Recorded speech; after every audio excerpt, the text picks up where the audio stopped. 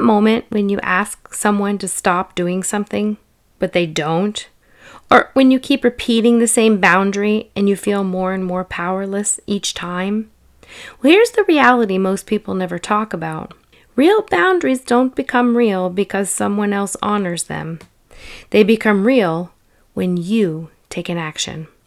I'm Laurie, your Pharaoh Mystic. Today we're talking about boundaries and why the power you're looking for is always in your hands, not somebody else's. Most of the world teaches boundaries as a kind of behavioral request. Don't talk to me that way. Please show up on time. Don't cross this line.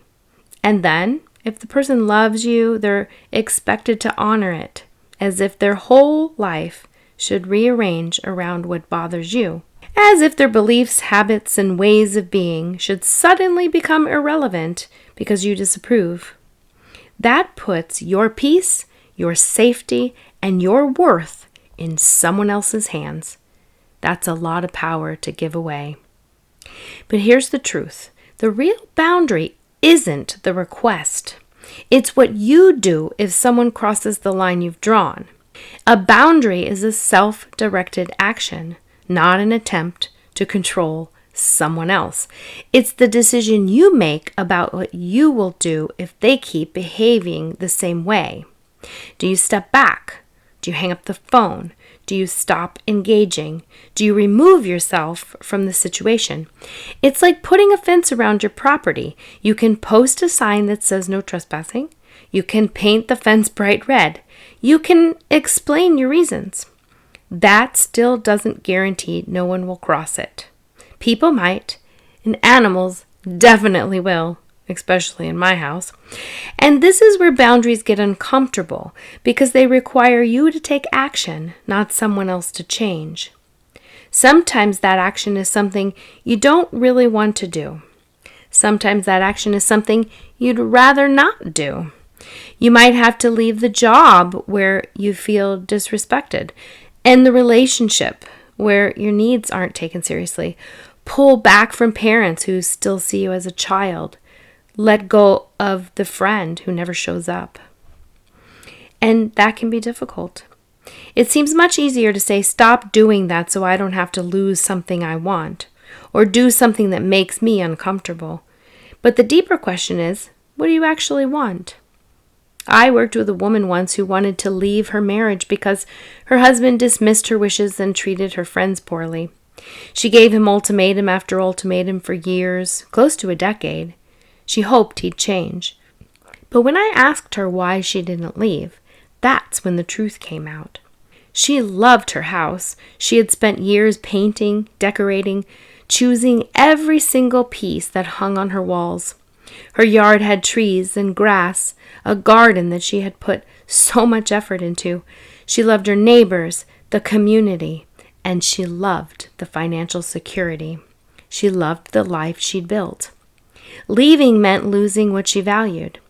When she realized that, everything became clear. She now had to decide what she truly wanted.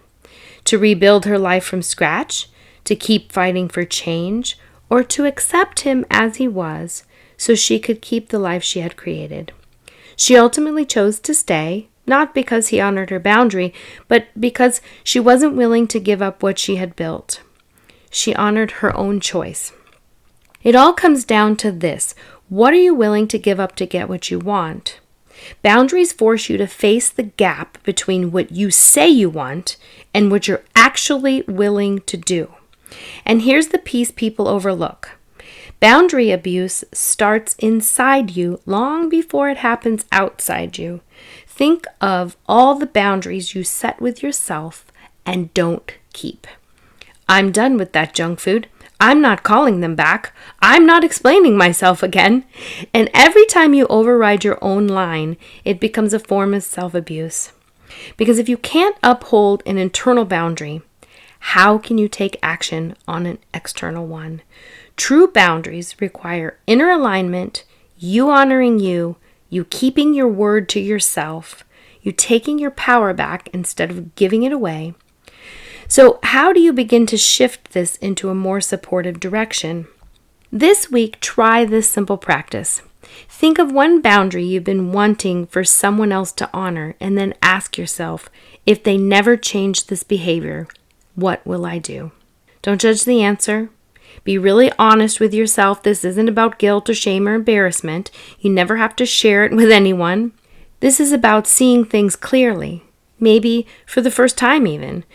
Because once you recognize what's actually going on, you can set a real boundary with yourself. You can decide what you want and then work toward doing what you say you will do, even if it's uncomfortable, even if it's hard. This is the first step in reclaiming your faith in yourself. Not through fighting or forcing, but through listening, awareness, curiosity, conversation, and choice. And remember, you've been overriding your own boundaries for years, maybe decades.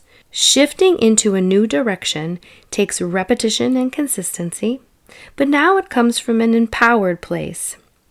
Because boundaries aren't about controlling anyone else. They're about choosing yourself, listening to yourself, and trusting yourself again.